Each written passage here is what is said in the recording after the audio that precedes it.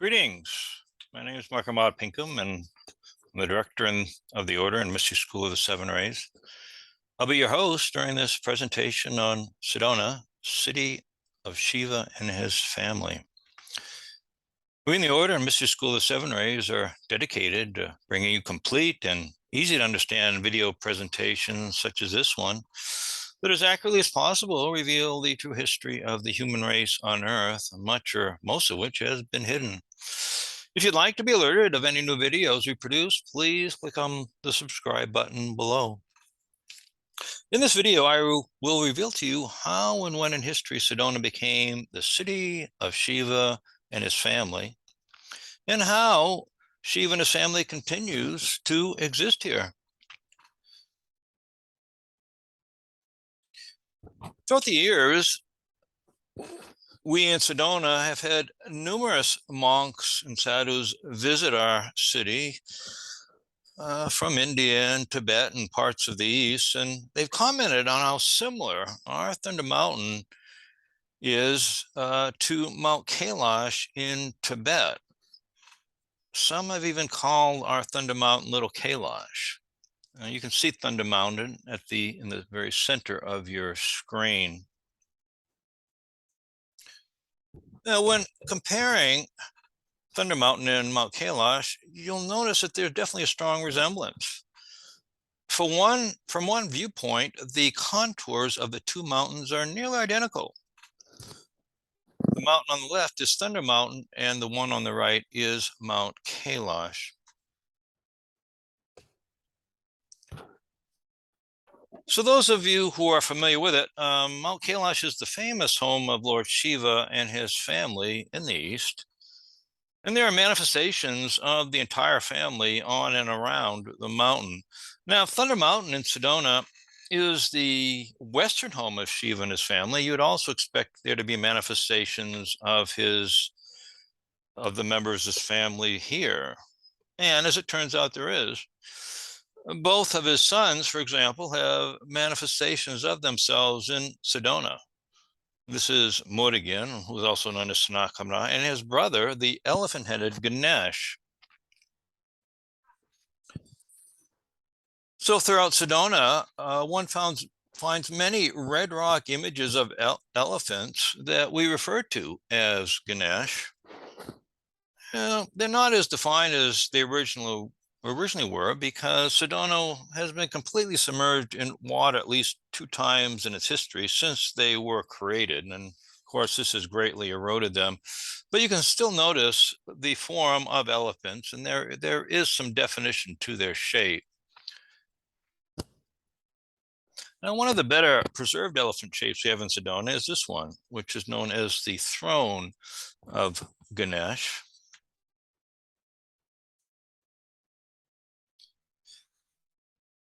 You'll notice that Ganesh's red rock crown in that image has rocks stacked up on it, making it nearly identical to the one Ganesh wears in many of his classic Hindu images. Now, there are also a few manifestations of Sanat Kumara in Sedona. They include his yantra, or geometrical form body, which is a 6-pointed star that surrounds Thunder Mountain and has important red rock formations at its 6 corners. The 6-pointed star is 2 interlocking triangles that represent the universal polarity of Shiva and Shakti that unite as their son, Sanat Kumara. And from one angle, Thunder Mountain is also a Shiva lingam, which is another form of Sanat Kumara. Like a 6-pointed star, the shape of a Shiva lingam similarly unites the universal male and female polarity to produce the divine sun. Sanat Kumara is also represented in Sedona in the form of his royal court and throne that sits in the very center of Sedona's 50-mile diameter vortex. Sanat Kumara is the royal prince or king, that governs Earth for his mother and father, Shakti and Shiva. This court has a central throne that's surrounded by a semicircle of red rock temples. And we'll get back to this court and throne in a minute. According to the legend of the Hopis, Sedona's original name was Palatquapi, which means the Red House. It was a city of red rock temples constructed by the Star people, which the Hopi refer to as the Kachinas. They were led from the Pleiades to Earth by their leader, Masao, who then established his throne in Palatquapi and became king of the world. His picture is, you can see at the top of your screen. Masao is known in the Hindu tradition as Sanat Kumara, who by another name is known as Kartikeya, which means son of the Pleiades. Now this image of Sanat Kumara as Kartikeya shows him with 6 heads.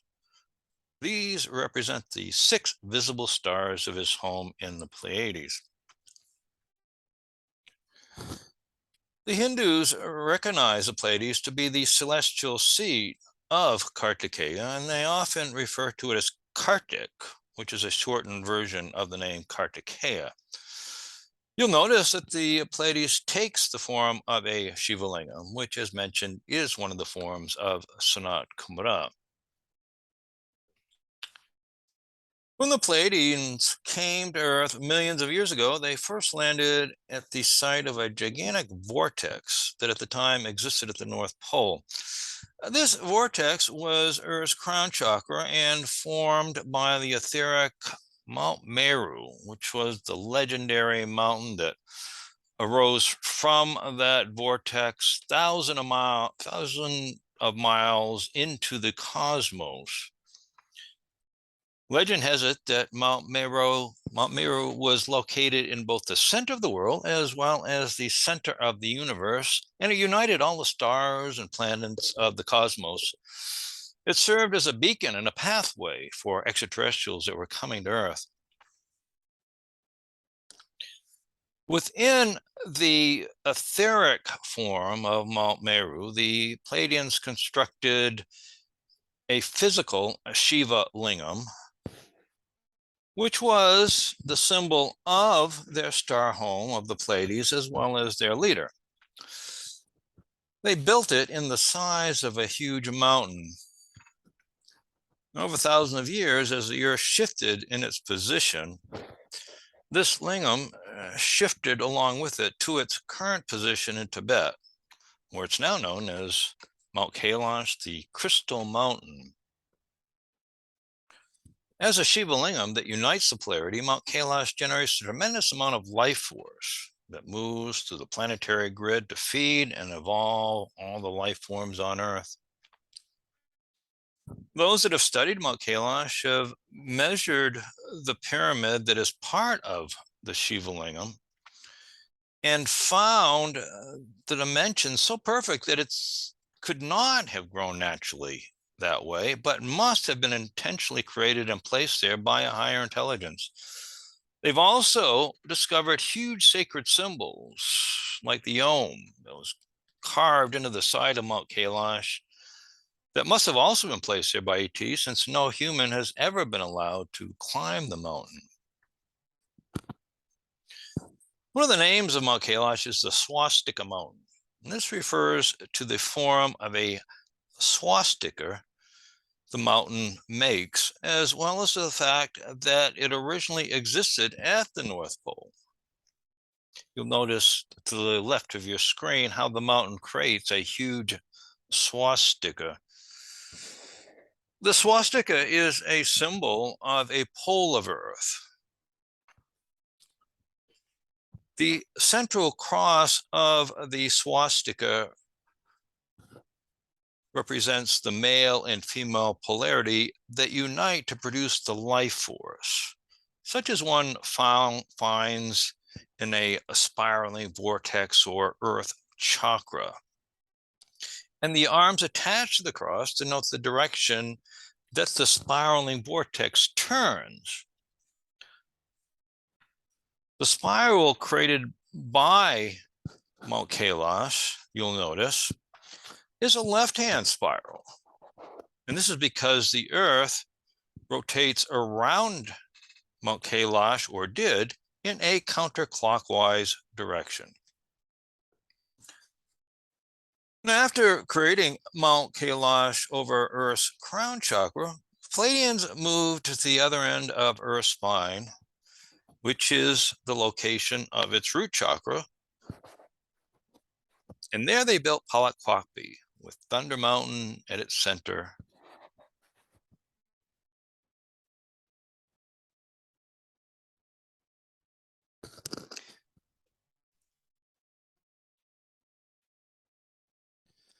Kailash became the principal court of the Pleiadians' leader, Sanat Kumara, or also known as Masao.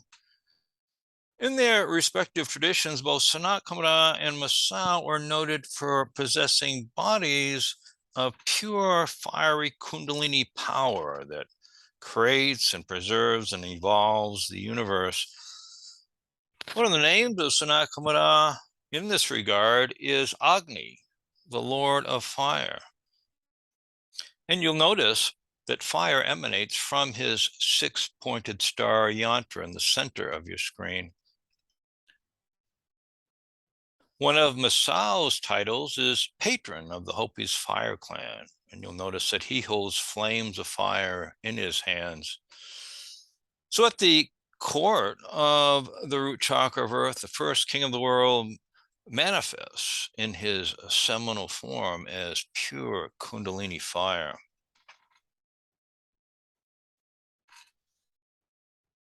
From his court, Sanat Kumara, or Masao, emanates power that moves throughout the planetary grid to nurture and evolve all the life forms on Earth. By another name, this king of the world is known as the legendary Fisher King, who, according to Grail legend, fed the Earth with his own power and kept all the life forms nourished and healthy. In Sedona, the power of the Fisher King resides within his throne and mound in the center of his court. You'll notice that the end of the mound in the center of the screen is curved at its end.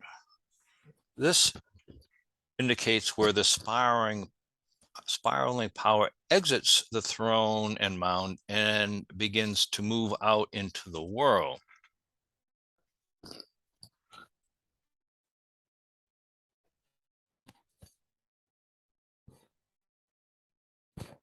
The king's power first spirals around the back of the throne, and then it moves along the red rock temple-shaped structures in this slide, and then into Sedona proper. It then spirals around a few times in accordance with the dimensions of the golden mean proportion before cutting directly through the subvortex of Bell Rock. The king's power then enters the planetary grid through one of the two ley lines that completely encircle the planet, the female and the male plumed serpent lines. You'll notice that Mount Kailash is also on one of these lines and also transmits his power into the Earth grid through one of these lines. Now, for thousands of years after the creation of Kailash, from around the Americas, seekers would come to learn the secrets of the universe and human evolution from the star people. They also came to get Kundalini activation and initiation into the path of the dragon. Sedona thus became the land of the dragon and famous for its huge red rock dragon The red dragon you see in front of you is part of the ridge that includes Thunder Mountain. Legend has it that one of the principal teachers at Palakwapi was a holy. Kachina Holy taught the path of the dragon, which by another name is the path of Kesukuatl, the plumed serpent. To represent a holy as the principal teacher of the path of the dragon, you often find his form ornamented with snakes and feathers.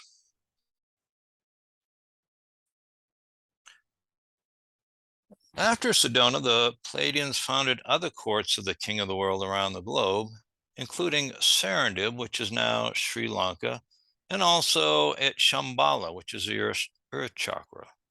From these courts eventually streamed missionaries who eventually established a one-world Palladian religion that was actually a rudimentary form of modern Shaivism. Now, the elements of this worldwide religion included temples that were formed in the shape of Shiva lingams. Also included the wisdom of Kundalini and the chakras, the worship of Shiva and his trident, observance of a Pleiadian calendar, the Sanskrit language, and also the worship of Shiva. Of course, there was the veneration of the planetary monarch, the divine sun. He was venerated as the green man, as well as the horn god, as well as king of the world, Sanat Kumara, Masao, Dionysus, Osiris, Enki, Melchizedek, Quetzalcoatl, Viracocha, and the peacock angel of the Zetis of northern Iraq. Many of his forms are presented to you on the screen in front of you. Now, in the following slides, I'm going to show you some temples of the worldwide religion that were created in the shape of Shiva lingams. The first slide is of a temple at Göbekli Tepe in Turkey. And this site of Göbekli Tepe contains temples that are estimated to be at least 11,000 years old. They're the oldest freestanding temples in the world. And it's easy to notice the shape of the Shiva lingam on the lower middle of that picture. Now, here are temples in India that are also built with noticeable Shiva lingam shapes. And here you see the Shiva lingam shape of Stonehenge in England that was built around 2000 BC, but probably much older than that. And in this slide is nearby Glastonbury Tor with its notable Shiva lingam shape that is also believed to be constructed around 2000 BCE, but it was probably also much earlier. Here you see the Shiva lingam shape of Solomon's Temple. Solomon's Temple was built in very ancient times in Jerusalem to mimic other Shiva lingam temples that had been previously built in the Middle East. And here you see the Shiva lingam shape of the Vatican that was styled after temples that the Roman collegia studied in Europe and Egypt that had been built many thousands of years earlier. Here is an earthen temple with a Shiva lingam shape that was built at Poverty Point, Louisiana, at approximately 2000 BC, and maybe much earlier than that. And here is another earthen temple built in America with a noticeable Shiva lingam shape. This one was constructed thousands of years ago in the Sacred Valley of Peru.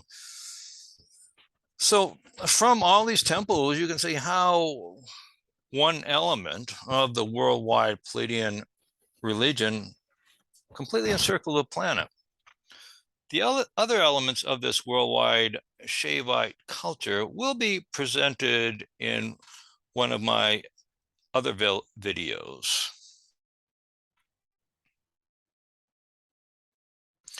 Now, the rock you see in this slide has a spaceship engraved upon it, and it can be found on the Hopi mesas in Arizona. The Hopi elders maintain that it represents the Pleiadian star people who came before and became their ancestors. And it also represents those that are scheduled to return now at the beginning of the fifth world. Perhaps through their return, we'll get more proof regarding their original arrival on Earth millions of years ago and how they laid the groundwork for the first civilization on Earth. So thank you for watching this video, and please visit our website for more information regarding Earth's ancient history, and watch some of our other videos featured on YouTube. Also consider taking a City of the Star People tour to see the remains of Palakwapi in Sedona, and also the Great Dragon. Bye for now. Namaste.